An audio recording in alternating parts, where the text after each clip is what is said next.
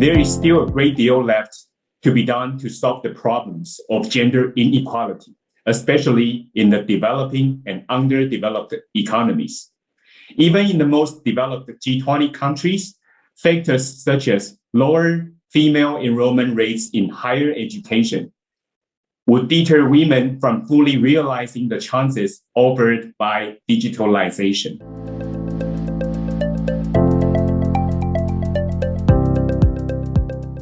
Closing this gap requires women to be able to access market resources such as funding, training, and knowledge opportunities to establish, maintain, and expand their business in the digital era.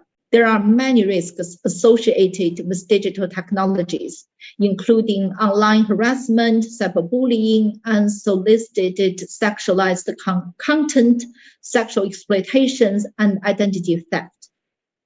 Women, girls, and people of diverse genders are at greater risk of these digital harms. Globally, 42% of young women have experienced some form of digital harm, and 87% of them believe the problems as getting worse. Women and girls must be free to use online resources as freely as men do. Together, we will close the digital divide. Together, we'll make the new norm works for everyone.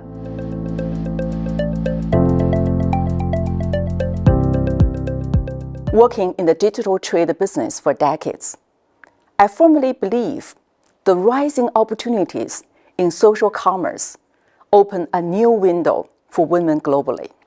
In my view, I think we need to focus on both top-down and bottom-up strategies and activities for three crucial respects to help women reflect the rapid changing environment in the new norm after COVID. We can leverage experiences of e-commerce SaaS platform like MyyShop or other similar ones, helping women SMEs, especially entry-level merchants and individuals, succeed with social commerce digital tools and services on such platforms. Secondly, I believe it's vital for us to build up professional communities for women, which can work as access to various resources, information, and funding. Last but not least, I think multilateral collaboration, particularly for developing and underdeveloped countries, is a key to accelerate knowledge sharing and technical support.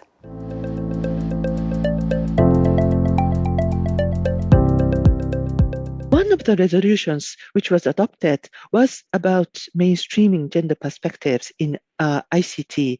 And there are four key elements that everyone agreed. One is the gender equality in the field of ICT and telecom, economic empowerment, and the high-level professional employment.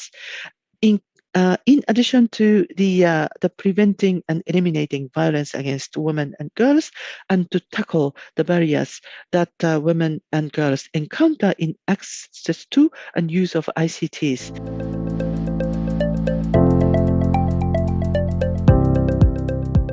I'm a firm believer in the resources and tools and connections and communities that really empower women and dive deep to help provide women the connections, to provide them the resources, to provide them the tools and things they need to be able to feel confident and excel. I am a big believer in the motto, never stop learning. And what this means to me is that no matter where we are in our career, there are always opportunities to learn new skills.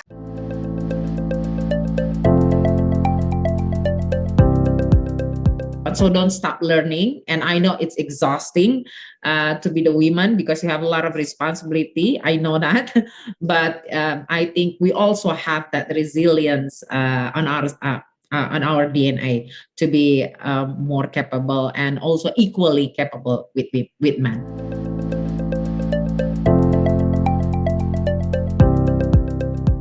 It's access to market, access to finance, and access to innovation assets. We work to ensure that we influence policies at that level.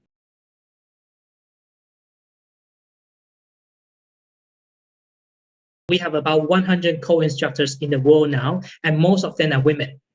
And we train these instructors how to make courses, how to do presentations, how to understand the logic, how to teach the people around them to use MyyShop to set up their own business with this zero budget.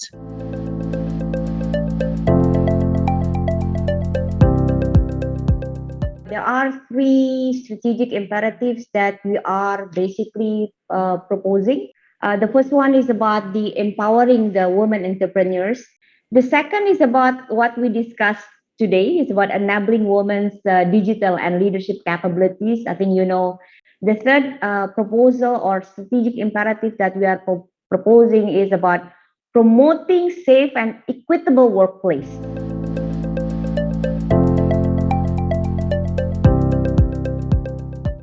That with this whole digitalization, there is an opportunity for people, for rural women, for poor people.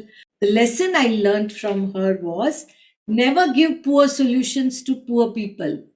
That when you are upscaling the rural women, when you are preparing them for digital tools, you are also preparing yourself to make the simple solution be inclusive and think of not just access, but think of control on the wealth of the poor. They should have a control on their wealth. They should have a control on finance. And what I am telling everyone who is here or who is listening, that you can also have so many people around you. They can be really courageous. It is a matter of listening to them. It is a matter of making the solution simple. It is a matter of giving them all tools with no bias that they won't be able to understand. What I mean to say is that if these women, if they are given the tools, they can change the world.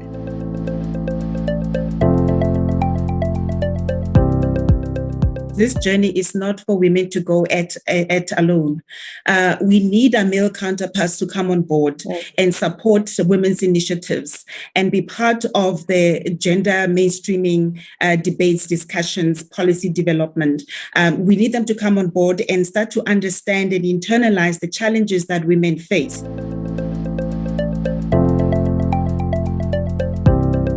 Emphasize the impact of STEM careers, introduce more programs and events for girls, government policies to address the gender imbalance, and revising school curricula to include STEM topics in more fields.